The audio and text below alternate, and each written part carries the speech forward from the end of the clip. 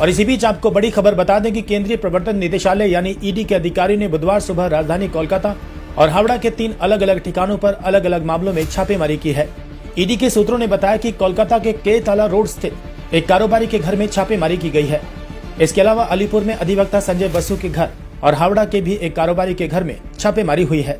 बताया गया है कि अलग अलग मामलों में ये छापेमारी हुई है।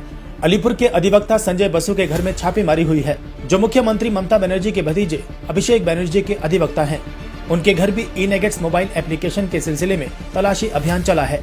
इसी तरह से बुधवार सुबह 8:45 के करीब हावड़ा के जगाचा इलाके में कारोबारी रामेंद्र चैटर्जी के घर पर छापेमारी हुई है। वे रामेंद्र टावर नाम की एक चिटफंड कंपनी चलाता था।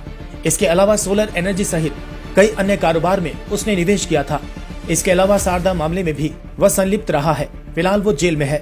रविंद्र सदन इलाके के केतला रोड में अनिरुद्ध बनर्जी के नाम के एक कारोबारी के घर में छापेमारी की गई है, जो कोलकाता नगर निगम के विभिन्न कामों से जुड़ा हुआ है।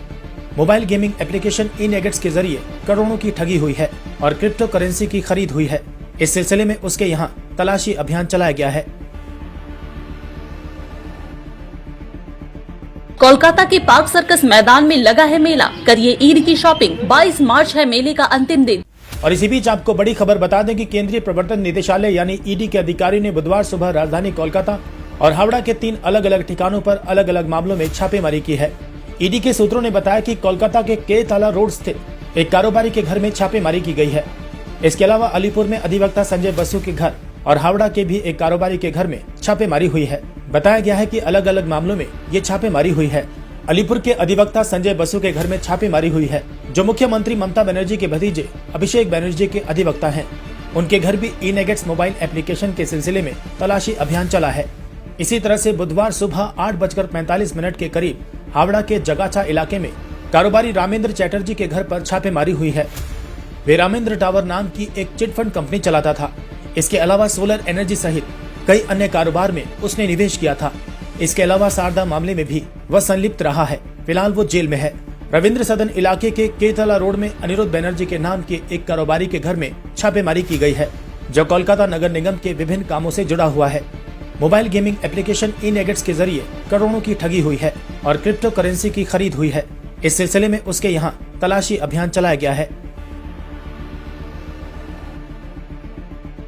कोलकाता के पार्क सर्कस मैदान में लगा है मेला, करिए ईद की शॉपिंग। 22 मार्च है मेले का अंतिम दिन। और इसी बीच आपको बड़ी खबर बता दें कि केंद्रीय प्रवर्तन निदेशालय यानी ईडी के अधिकारी ने बुधवार सुबह राजधानी कोलकाता और हावड़ा के 3 अलग अलग ठिकानों पर अलग अलग मामलों में छापेमारी की है।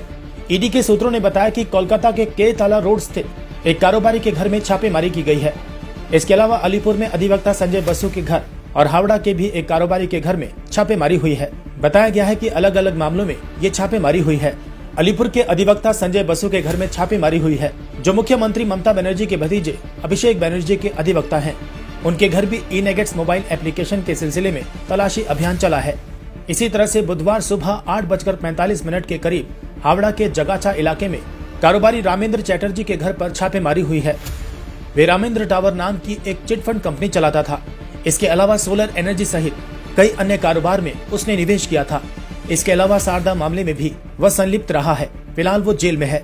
रविंद्र सदन इलाके के केतला रोड में अनिरुद्ध बनर्जी के नाम के एक कारोबारी के घर में छापेमारी की गई है, जो कोलकाता नगर निगम के विभिन्न कामों से जुड़ा हुआ है। मोबाइल गेमिंग एप्लीकेशन ई-नेगेट्स के जरिए करोड़ों की ठगी हुई है और क्रिप्टो करेंसी की खरीद हुई है। इस सिलसिले में उसके यहाँ तलाशी अभियान चलाया गया है। कोलकाता के पार्क सर्कस मैदान में लगा है मेला, करिए ईद की शॉपिंग। 22 मार्च है मेले का अंतिम दिन।